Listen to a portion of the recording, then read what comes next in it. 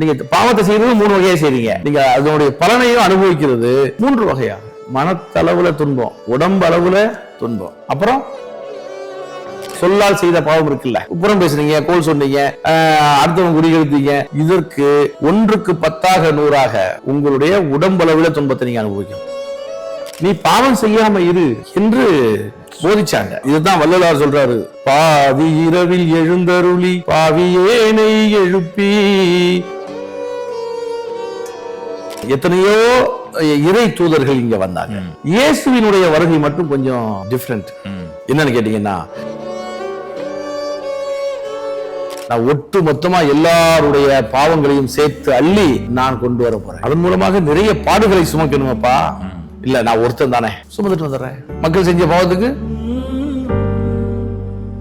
வந்து என்ன பண்றாரு, மக்களை கூட்டி நீங்கள் செய்த பாவங்கள் அத்தனைக்குமான நான் சுமக்கிறேன், அதற்கான பாடுகளையும் நானே ஏற்றுக்கொள்றேன். ஆனா எனக்காக நீங்க செய்ய வேண்டியது ஒண்ணுதான், இனியேனும் சிலுவையை சுமந்தபடி மேலே ஏறு அப்படின்னு சொல்லி சாட்டையில அடிக்கிறானுங்க. அடிக்கும் போது சுளீர் சுளீர் விழுது, தோலெல்லாம் பிரிஞ்சு ரத்தம் செதறுது.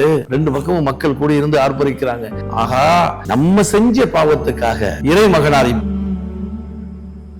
நீங்கள் அமைதியாக உட்கார்ந்து திராட்சை ரசம் குடிக்கும் போதெல்லாம் நீங்கள் குடிப்பது திராட்சை ரசம் அல்ல, அது என் ரத்தம் என்பதை ஞாபகத்தில் வைத்துக்கோ. அதுக்கு என்ன அர்த்தம்? ஏண்டா இவ்வளவு துன்புறுத்துனீங்க, இன்னும் மாட அவமானப்படுத்தணும், இவ்வளவு சிலுவையிலையும் வச்சு அரைஞ்சாச்சு, அவனும் நானும் ஒன்னா. இவர்கள் தண்டனைக்குரியவர்கள். யாரு? இவ்வளவு துன்பத்தை அளித்த பிறகும் என்னை அவமானப்படுத்தணும்னு நினைக்கிறான இவன் எல்லாரும் தானே.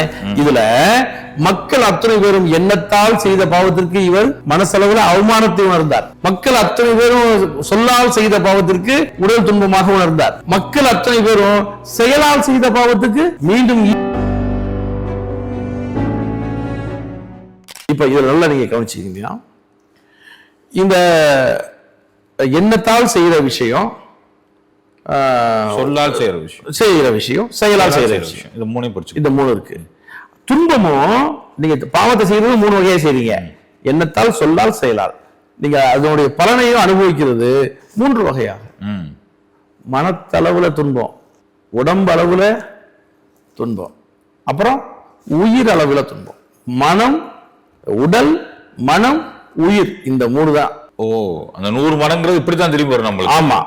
அப்போ உடல் அளவுல துன்பம், மனத்தளவுல துன்பம், உயிர் அளவுல துன்பம். அதுதான். சரி, இப்ப இங்க நல்லா நீங்க இந்த இடத்துல கொஞ்சம் நல்லா கவனிச்சீங்களேன். நீங்க மனத்தளவுல பாவம் செஞ்சீங்கல்ல, அது 1க்கு 10ஆக 1க்கு 100ஆக விதையின் வீரியத்துக்கு தக்கவாறு நீங்கள் துன்பத்தை அனுபவிக்க போறீங்க. எப்படி தெரியுமா? மனசளவுல துன்பமாக, வெளியும் சொல்ல முடியாம உள்ளேயும் வச்சுக்க முடியாம ரொம்ப வேதனைப்படுற மன துன்பமாக. சரிதானே? ரைட்டு. அதே நேரத்துல ஒருத்தரை கூப்பிட்டு மிரட்டினீங்க, சொல்லால் செய்த பாவம் இருக்குல்ல, புறம் பேசுனீங்க, கோல் சொன்னீங்க, அடுத்தவங்க குடிகெடுத்தீங்க, இல்ல நம்மளுக்கு விட கீழா இருக்காங்கன்னு நினைச்சு அவங்கள போட்டு திட்டுறது, பிறரை வந்துட்டு புறம் பேசுனீங்க. இப்ப இதெல்லாம் இருக்கு இல்லையா? அப்போ இதெல்லாம் சொல்லால் செய்த பாவம். இதற்கு 1க்கு 10ஆக 100ஆக உங்களுடைய உடம்பளவுல துன்பத்தை நீங்க அனுபவிக்கணும். எது? உடம்புல. சொல்லால் செய்த பாவத்துக்கு உடம்புல துன்பத்தை அனுபவிக்கணும். எப்போ? எந்த பிறவில? இந்த பிறவிலேயே. ரைட் தானே? சரி. செயலால் செய்த பாவத்துக்கு உயிர் அவ்வளவு துன்பம். இதுக்கு அடுத்த பிறவி. நீங்க மீண்டும் இந்த பிறவியை முடிச்சுட்டாக்க நீங்க மோட்சகதிக்கு போகவே முடியாது, சொர்க்கம் போய் சேரவே முடியாது, மீண்டும் நரகத்துல வந்து விழ வேண்டியதுதான். சொல்றது புரியுதா உங்களுக்கு? இப்ப இத உங்களுக்கு ப்ரூவ் பண்றதுக்கு நம்ம ஒரு வரலாற்று நிகழ்வை பார்ப்போமா? சொல்லுங்க சார். அதாவது இப்ப எத்தனையோ இறை தூதர்கள் இங்க வந்தாங்க. ஆயிரக்கணக்கில் இறை தூதர்கள். இயேசுவினுடைய வருகை மட்டும் கொஞ்சம் டிஃபரெண்ட். என்னன்னு கேட்டீங்கன்னா, அத்தனை இறை தூதர்களும் செய்தது என்ன? அவங்க என்ன சொன்னாங்க மக்களுக்கு? எப்படி வாழணும், ஒரு வாழ்வியல். நீங்க அடிப்படை நுட்பத்தை பாத்தீங்கன்னா மருந்துகள் நிறைய சொல்லியிருப்பாங்க, வைத்தியம் சொல்லியிருப்பாங்க. ரைட் தானே? தவமுறைகள், முத்திரைகள், யோக மார்க்க விஷயங்கள் சொல்லியிருப்பாங்க. இதெல்லாம் எதுக்கு? உடம்ப நல்லா வச்சுக்க, மனசை நல்லா வச்சுக்க. ரைட் தானே? அப்ப அடிப்படை இன்னும் டீப்பா உள்ள பாத்தீங்கன்னா நீங்கள் பாவம் செய்யக்கூடாது. அந்த கர்மான்னு கேட்டீங்கல்ல, நீங்க எண்ணத்தால் சொல்லால் செயலால் பாவத்தை செய்யாதீர்கள் என்றுதான் அவர்கள் எழுதி வச்சாங்க, வந்தவங்களுக்கு பூரா போதித்தாங்க. நிச்சயம். இன்னொரு முக்கியமான விஷயத்தை நபிகள் நாயகர் சொல்லியிருப்பாரு, உழைத்தவனுக்கு கூலிய வேர்வன் நிப்பாட்டுறதுக்குள்ள கையில கொடுத்துடணும்லாம் சொல்லியிருப்பாரு. நிறைய பிரின்சிபிள்ஸ். அப்ப அதெல்லாம் என்னன்னு கேட்டீங்கன்னா, பிறர் மனம் வாடாம, பிறர் மனம் நோகாம, பிறருடைய உரிமையை நாம் கொண்டாடாம, அடுத்த படத்தை நம்ம அபகரிக்காம, இப்படி பிறரை துன்புறுத்தாமல் வாழணும். அதுதான் நம்மளுக்கு பாவம் செய்யாம இருக்கணும். இதுதான் ரைட் தானே? ரைட். இப்போ இவ்வளவு பேரும் சொல்லியிருக்காங்க, ஆனா இயேசு மட்டும் டிஃபரெண்ட்.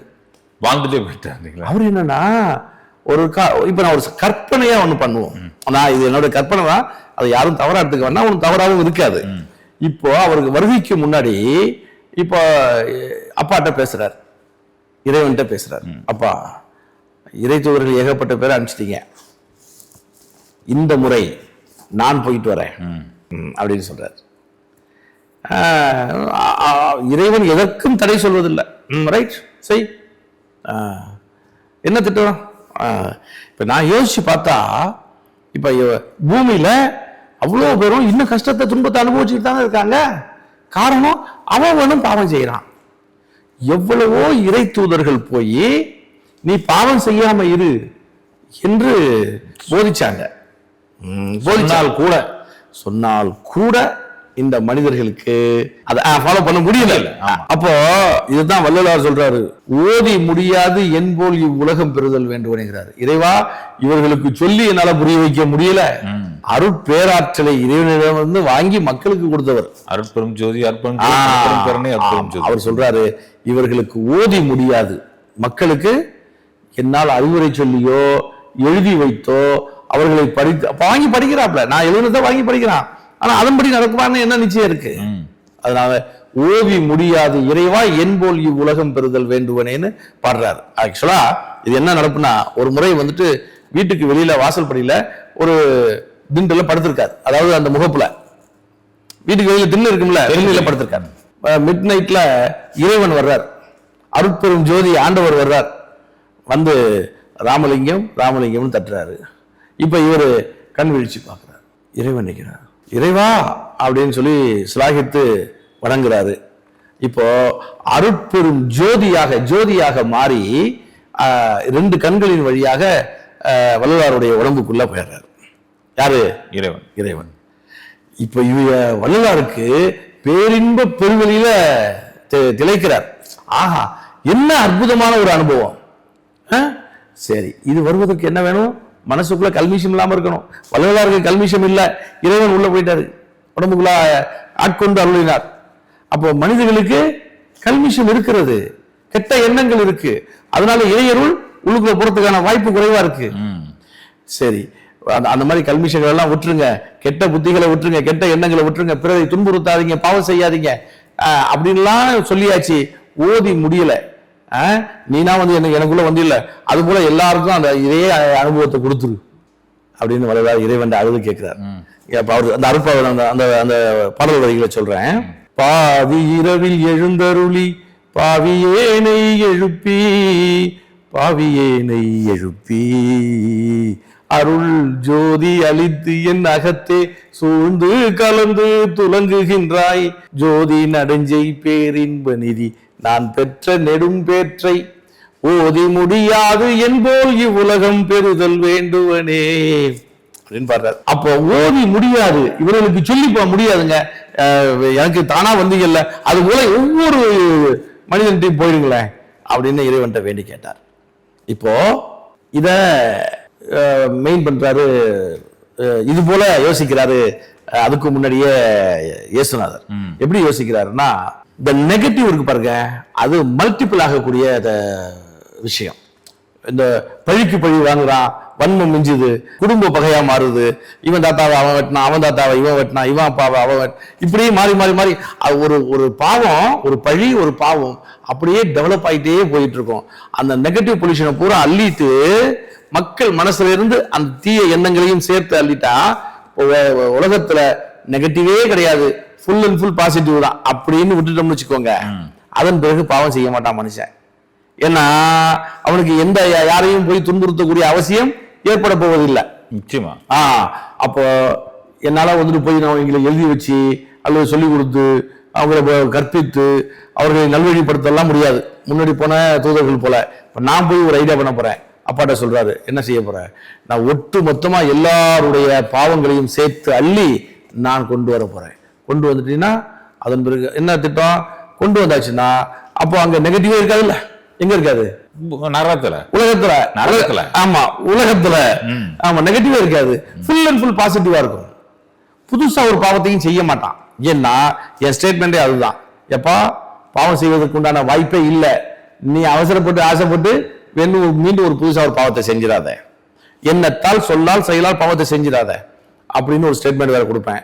என் பேச்சை கேட்டுட்டு செய்ய மாட்டான். அப்ப எல்லோரும் இன்புற்று வாழ்வார்கள். அதனால நான் போயிட்டு வரேன் அப்படின்னு சொல்றாரு. அதன் மூலமாக நிறைய பாடுகளை சுமக்கணுமாப்பா. இல்ல, நான் ஒருத்தன் தானே சுமந்துட்டு வந்துடுறேன். மக்கள் செஞ்ச பாவத்துக்கு கொஞ்சம் கொஞ்சம் நான் மட்டும் தானே அனுபவிக்க போறேன், துன்பத்தை அனுபவிச்சுட்டு வந்துடுறேன். ஒரு பாடம் முடிச்சிட்டோம்னா அதன் பிறகு இந்த பாடுகள் தொடராதில்லை, இந்த துன்பங்கள் தொடராதில்லை. இயேசு சொல்றாரு, சரி போயிட்டு வா அப்படின்னு அனுப்பிடுறாரு.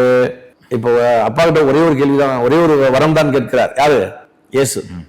நான் மாம்ச ரூபத்துல இருப்பேன், மனித உடம்புல இருப்பேன், எனக்கு எதுவும் மறக்க கூடாது. நான் உங்களுடைய இறை தூதன்கிற ஞாபகம் எனக்கு இருக்கணும், இறை மகன்கிற ஞாபகம் எனக்கு இருக்கணும். நான் எங்க என்ன கேட்டாலும் நீங்க அதை நிறைவேற்றி தரணும். என்ன கேட்ட, இப்போ குருடர்கள் பார்க்கவும், செவிடர்கள் கேட்கவும், முடவர்கள் நடக்கவும், அந்த மாதிரியான அற்புதங்களை நான் செய்யணும், செத்தாரை எழுப்பணும். அதற்கு உண்டான அப்பப்போ நான் கேட்பேன், எனக்கு இதை பண்ணி கொடுக்கணும்னு நான் கேட்பேன். அடுத்த மைக்ரோ செகண்ட்ல எனக்கு நிறைவேற்றி தரணும். இந்த உறுதியை மட்டும் கொடுங்க, எது கேட்டாலும் தர்றப்பா, நீ போயிட்டு வா அப்படின்னு சொல்லி அப்பா அனுப்பிட்டாரு. இப்போ இறைமகனார் வந்துட்டார் பூமிக்கு. நீ நல்லா கவனிச்சுக்கிங்களேன். ஏன் இப்ப இறைவனுடைய இதை இங்க எடுக்கிறேன், இயேசுவினுடைய வருகையை நான் இங்க எடுக்கிறேன்னு கேட்டா, மக்கள் அத்துணை பேரும் பாவம் செய்யறது 3 வகையாக, துன்பத்தை அனுபவிப்பது 3 வகையாக. எப்படி? எண்ணத்தால், சொல்லால், செயலால். ரைட் தானே? இப்ப அதற்கான துன்பத்தை, விளைவை, செயல் விளைவு தத்துவப்படி 3 வகையாகவே அனுபவிக்கிறாங்க. எப்படி? மனத்தளவுல துன்பம், உடம்பளவுல துன்பம், உயிரளவுல துன்பம், 3ஆக அனுபவிக்கிறாங்க. சரி, இதுல மனசளவுல துன்பம்னா புரியுது, நிம்மதியின்மை, பயம், அவமானப்படுதல், மனக்கவலை, இது போன்ற விஷயங்கள் எல்லாம் மன துன்பம். நோய்வாய்ப்படுறது, ஆக்சிடென்ட்ல அடிபடுறது, இப்ப இதெல்லாம் உடல் துன்பம். சரிதானே? உயிர் துன்பம், இந்த உடம்பை விட்டு வெளியேறினா, உயிர் வெளியேறினால் மோட்ச கதிக்கு, சொர்க்கத்துக்கு போகணும். அங்க போக முடியாம மீண்டும் வந்து நரகத்துல விழுந்து மீண்டும் மறுபிறவி எடுக்கிறதுங்கிறது உயிர் துன்பம். இந்த இடத்துல நல்லா நுட்பமா கவனிங்க. மனசளவுல செய்யற பாவத்துக்கெல்லாம் 1க்கு 10ஆக 100ஆக நீங்க திரும்பவும் மன துன்பத்தை அனுபவிச்சே தீரணும். அதுல இருந்து மீளவே முடியாது. அது இந்த பிறவிலேயே. சூப்பர். சொல்லால் செய்யற பாவம் அத்தனையும் அந்த விலையின் வீரியத்துக்கு தக்கவாறு செயல் விளைவு தத்துவப்படி மீண்டும் அது 3 மாசத்துலயோ 3 வருஷத்துக்குள்ளேயோ மீண்டும் அதை உடம்பளவுல துன்பத்தை நீங்க அனுபவிச்சே தீரணும். அதுல இருந்து மீள முடியாது. நிச்சயமா. சரி, அப்புறம் செயலால் செய்த பாவத்திற்கு இந்த பிறவில உங்களுக்கு ஒன்றும் இல்லை. அடுத்த பிறவில மேலும் மிகுந்த கஷ்டத்தோடு பிறக்க வேண்டிய சூழல் ஏற்படும். இதுதான். அப்போ மனம், வாக்கு, காயத்துல 3லையும் கவனமாக இருக்கணும். 1, இப்போ இறை தூதன் இயேசு வந்து ஒட்டுமொத்த மக்கள் செய்த அத்தனை பாவங்களையும் அள்ளி சுமக்கிறேன்ட்டு வர்றாரு. அப்ப அத்தனை மக்களும் எண்ணத்தால் பாவம் செஞ்சிருப்பாங்க, சொல்லால், மனசளவுல சொல்லால் பாவம் செஞ்சிருப்பாங்க, செயலால் பாவம் செஞ்சிருப்பாங்க. அப்ப இவர் துன்பத்தை எப்படி அனுபவிச்சிருக்கணும்? அதற்கான துன்பத்தை தான் இவர் அனுபவிக்க வர்றாரு. அப்போ மனசளவுல, உடம்பளவுல, உயிரளவுல இவர் துன்பத்தை அனுபவிச்சிருக்கணும். அனுபவிச்சாரான்னு பார்ப்போம். அதுக்காகத்தான் இறைவன் இப்ப இறை தூதர் வந்துட்டாரு. வந்து என்ன பண்றாரு? மக்களை கூட்டி, மக்களே, நீங்கள் செய்த பாவங்கள் அத்தனையும் நான் கூட்டி அள்ளுகிறேன், நான் சுமக்கிறேன், அதற்கான பாடுகளையும் நானே ஏற்றுக்கொள்றேன். ஆனா எனக்காக நீங்க செய்ய வேண்டியது ஒண்ணுதான், இனியேனும் பாவம் செய்யாதிருங்கள். இதுதாங்க இயேசுவினுடைய ஸ்டேட்மெண்ட். நான் மொத்தமா நீ செஞ்ச பாவத்துக்கு நீ அனுபவிக்க போற துன்பம் அதை நான் வாங்கிக்கிறேன், ஒட்டுமொத்தமா கூட்டி அள்ளிடுறேன், எல்லாருடைய துன்பத்தையும் நான் அனுபவிச்சுக்கிறேன். ஆனா இந்த வினாடியிலிருந்து நீங்கள் பாவம் செய்வதை தவிர்த்து விடுங்கள் அப்படின்னு சொல்றாரு. அதற்காகத்தான் மக்கள் சொன்னா கேட்கணும்ல, இவர் இறை தூதர்னு நம்பணும்ல. அப்போ அதற்காகத்தான் இவர் சில அற்புதங்களை செய்கிறார். சிவர்களை கேட்க வைக்கிறார், குடர்களை பார்க்க வைக்கிறார், மனோர்களை நடக்க வைக்கிறார், செத்தாரை எல்லாம் எழுப்புகிறார் தேவைப்படும் போது. அப்போ இதெல்லாம் வந்துட்டு இறை தூதருடைய அற்புதங்கள். ரைட், இப்போ கிளைமாக்ஸ்க்கு வந்துருவோம். இது அப்படியே நடந்துச்சான்னு பார்ப்போம். இப்போ இவருக்கு தண்டனையை நிறைவேற்ற வேண்டிய நேரம். 10 நாளா அந்த அரசவை கொட்டடையில பட்டினியா போட்டாங்க. மயங்கி கிடக்கிறார். 10 நாளா சாப்பிடல. இப்ப மயங்கி கிடக்கிறவரை ஒரு 30 பேர் சேர்ந்துக்கிட்டு சிலுவைய அது மரத்தாலானது மிகுந்த கனம் உள்ளது. அத 30 பேர் தூக்க முடியாம இழுத்துட்டு வரான். 30 பேரும் சேர்ந்து இழுத்துட்டு வரான். இப்ப இவரு மயங்கி கிடக்கிறாரு. இப்ப அவரை ஒருத்தன் என்ன பண்றான், முடிய பிடிச்சு வெடுக்குன்னு தூக்கி சாட்டையால் அடித்து எழுந்து நில் அப்படின்னு சொல்லி எழுப்புறான். இப்போ தடுமாறி நிற்கிறாரு. நிற்கும் பொழுது உனக்கு கிரீடம் வைக்கிறேன் பாரு அப்படின்னு அவர் அவமானப்படுத்துற நோக்கத்துல முள்ளு கிரீடத்தை செஞ்சு சொல்றான் தலையில. இப்போ இதுக்குள்ள சிலுவை வந்துடுது பக்கத்துல. இந்த 30 பேரும் இழுத்துட்டு வந்ததை அவர் ஒரு தனி மனிதனுடைய தோல்ல வச்சிடறாங்க. அவரே நிக்க முடியாம நிக்கிறாரு. தடுமாறி நிக்கிறாரு. தடுமாறும் போதெல்லாம் அடிக்கிறானுங்க. இப்போ அவருக்கு புரிஞ்சு போச்சு, ஆஹா வேலையை ஆரம்பிச்சிட்டாங்க, இனி பெரிய பாடுகள் இருக்குங்கிறத. சரி ரைட். இப்போ சமதளத்துல அந்த தண்டனை நிறைவேறல, மலை உச்சியில, கல்வாரி மலை உச்சியில தண்டனை கிளம்பு இருக்கு. ஆமா சரி, அங்க தூக்கிக்கிட்டு ஏறணும். ஆமா, சிலுவையை சுமந்தபடி மேல ஏறு அப்படின்னு சொல்லி சாட்டையில அடிக்கிறானுங்க. அடிக்கும் போது சுளீர் விழுது. ரைட்டா? இப்போ இந்த இதை தூக்கிக்கிட்டு சுமந்துட்டு போறாரு. அடிக்கல தோலெல்லாம் பிரிஞ்சு ரத்தம் செதறுது. 2 பக்கமும் மக்கள் கூடி இருந்து ஆர்ப்பரிக்கிறாங்க. ஆகா, நம்ம செஞ்ச பாவத்துக்காக இறை மகனார் இப்படி துன்பத்தை பாடுகளை அனுபவிக்கிறாரு அப்படின்னு மக்கள் கதறி அழுறாங்க. இவர் ஒரு மாதிரியான தவத்துல கண்ணை மூடினபடியே இவ்வளவு துன்பத்தையும் அனுபவிச்சுக்கிட்டு மேல ஏறி போயிட்டு இருக்காரு. ரத்தம் செதறுது. கண்ணு முடிக்கிறார். திரும்பி பார்க்கிறாரு மக்கள் கதறி அழுகுறாங்க. அவர்களுக்கு ஒரு ஸ்டேட்மெண்ட் கொடுக்கிறார். என்ன கொடுக்கிறாரு? நீங்கள் அமைதியாக உட்கார்ந்து திராட்சை ரசம் குடிக்கும் போதெல்லாம் நீங்கள் குடிப்பது திராட்சை ரசம் அல்ல, அது என் ரத்தம் என்பதை ஞாபகத்தில் வைத்துக் கொள்ளுங்கள். அதுக்கு என்ன அர்த்தம்? நீ அமைதியா, நீ செஞ்ச பாவத்துக்கு நீ இப்ப ஜெயில இருக்க வேண்டியவன். நீ இப்ப வீட்டுல உட்கார்ந்து ஜாலியா வந்துட்டு நீ திராட்சை ரசம் குடிச்சிட்டு இருக்க, உன்னுடைய சுற்ற நட்பை சேர்த்து வச்சுக்கிட்டு சந்தோஷமா இருக்க. காரணம், உன் பாவத்துக்காக நான் அடி வாங்கி ரத்தம் சிந்துறேன். அப்ப இந்த ஒயினை குடிக்கும் போது இது இயேசுவின் ரத்தம் என்று மனசுல இருந்தா, ஐயோ அவர் எவ்வளவு பட்ட பாடுகள், நமக்காக பாடுபட்டாரே அப்படிங்கிற ஒரு எண்ணம் வருமா இல்லையா? அப்ப இனிமேலுக்கு நீ பாவம் செஞ்சாக்க திரும்ப அவர் வந்து அடி வாங்கணுமா உனக்காக? அதனால இனிமேலாவது நாம் பாவம் செய்யாம இருக்கணும், அங்க புத்தி வரணுமா இல்லையா? அதுக்காக அவர் கொடுக்குற ஸ்டேட்மெண்ட், பரவாயில்ல இனி ஏனும் பாவம் செய்யாதிருங்கள் அப்படின்ட்டு மீண்டும் மயங்கிறாரு. கண்ணில் கொஞ்சம் ஒரு மாதிரியான கண்ணை மூடிட்டாரு. அந்த தவத்திலேயே தியானத்திலேயே இழுத்துக்கிட்டே மேலே ஏறுறாரு. அடிச்சுக்கிட்டே இருக்கானுங்க. ஆமா, தடுமாறும் போதெல்லாம் அடிக்கிறானுங்க. சொல்லிட்டு இருக்கிறது அவருக்கு ஒவ்வொரு அடி விழும்போதும் உயிர்வாதை. நம்மளுக்கு தெரியும்ல, நம்ம உட்காந்து பேசிருக்கோம், உறவு புரிஞ்சுப்பாங்க. தலையில வேற முழுக்கிட்டு அது ரத்தம் ஓடிக்கிட்டு இருக்கு. இங்கிட்ட அட்டி விழுந்துக்கிட்டு சட்டை அதுல ரத்தம் ஒழுங்கு நின்று ரத்தம் விழுந்து போக இப்ப தசை பிஞ்சு செதறுது. பாதி 3/4 வாசி தூரம் ஏறிட்டு இருக்கும்போது தசை பிஞ்சி செதறி போகும்போது மக்கள் கதறாங்க. இப்போ கண்ணை திறந்து சொல்றாரு, நீங்கள் எப்பொழுதெல்லாம் அப்பம் சாப்பிடுகிறீர்களோ, ரொட்டி சாப்பிடுறீங்களோ, அப்போதெல்லாம் நீங்கள் சாப்பிடுவது என் தசை துண்டத்தை ஞாபகத்தில் வைத்துக் கொள்ளுங்கள், இனி ஏனும் பாவம் செய்யாதிருங்கள் சொல்லிட்டு மேலே ஏறியறாரு. உச்சிக்கு போயிடுறாரு. உச்சியில போயாச்சு, பாதி உசுராதான் மேல போய் சேர்றாரு. என்ன அத வந்துட்டு சொல்லால் விவரிக்க முடியாத துன்பம். ரைட். இப்போ இந்த 30 பேரும் வந்து இந்த சிலுவையை வாங்குறாங்க. அவர் பொத்துன்னு மேல விழுந்துடுறாரு, கீழே விழுந்துடுறாரு. சரி, இப்போ பள்ளம் தோண்டி இந்த சிலுவையை எரெக்ஷன் பண்றாங்க. வச்சு ஜல்லி எல்லாம் போட்டு காங்கிரீட் எல்லாம் போட்டு கிடிச்சு ஆடாம அசையாம அத சிலுவையை நடுறாங்க. இவர் மயங்கி கிடக்குறாரு. ஆமா, எவ்வளவு நேரம் கிடந்தாலும் தெரியல. எல்லா வேலையும் முடிச்சதுக்கு அப்புறம் திரும்பவும் முடிய பிடிச்சி தூக்கி கொண்டு போய் கைகளை விரித்து வைத்து ஆணி அடிக்கிறாங்க. ஆமா, இருக்கிற கொஞ்சம் உயிரும் போயிட்டு திரும்புது. ஆமா, உயிர் வாதை. இப்போ ஒரு ஆணி போட்டாங்க, அப்பான்னாரு. 2வது ஆணி போட்டாங்க, அப்பான்னாரு. 3வது ஆணி காலில் போட்டாங்க. அப்ப யோசிக்கிறாரு, அப்பான்னு சொல்லுவதற்கு யோசிக்கிறாரு, நம்ம கீழே இருக்கிற வரைக்கும் தானே இவங்க பண்ண ஒட்டுமொத்த உலகத்துல இருந்த ஒட்டுமொத்த பாவத்தையும் நம்ம வாங்கிக்கிட்டோம். அதன் பிறகு என்னைய இந்த அரசவை போலீஸ்காரங்க, அதாவது காவலர்கள் என்னைய இந்த அளவுக்கு துன்புறுத்துறானுல, இந்த துன்பத்தினுடைய வெளிப்பாடு இங்கே விட்டுட்டு போயிட்டோம்னா இந்த நெகட்டிவ் ஆகி இது டெவலப் ஆகி மீண்டும் பாவங்கள் மலிந்து விடுமே. அப்போ இதையும் சேர்த்து அல்லணும். இப்ப இவர்கள் செய்த குற்றத்தையும் பாவத்தையும் சேர்த்து கொண்டுட்டு போயிடணும். அப்பதான் வந்த நோக்கம் நிறைவேறும். புரியுது.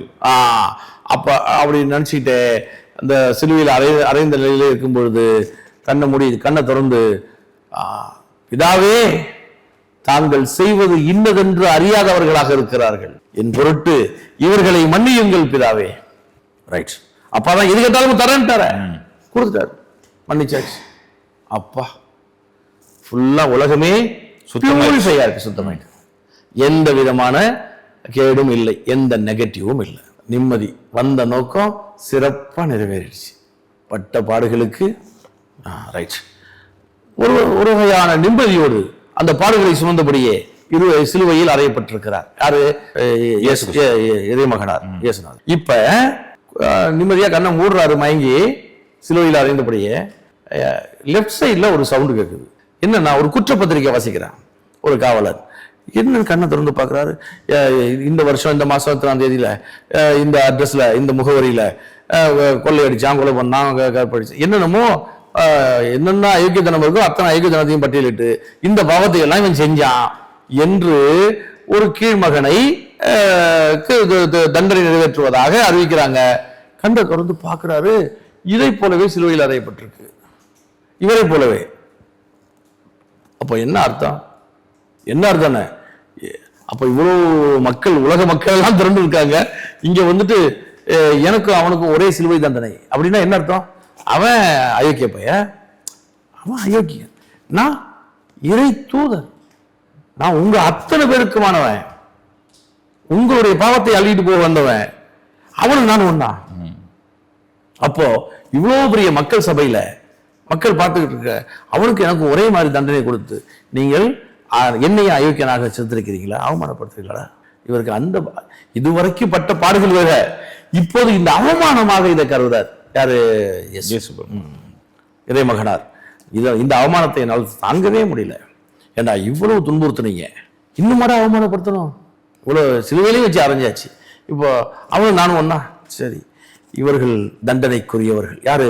இவ்வளவு துன்பத்தை அளித்த பிறகும் என்னை அவமானப்படுத்தணும்னு நினைக்கிறான இவன் எல்லாரும், இந்த ராஜா, இந்த ரெஜிமெண்ட், இந்த காவலர்கள், இவர்கள் அத்தனை பேரும் தண்டனைக்குரியவர்கள் அப்படின்னு முடிவுக்கு வர்றாரு.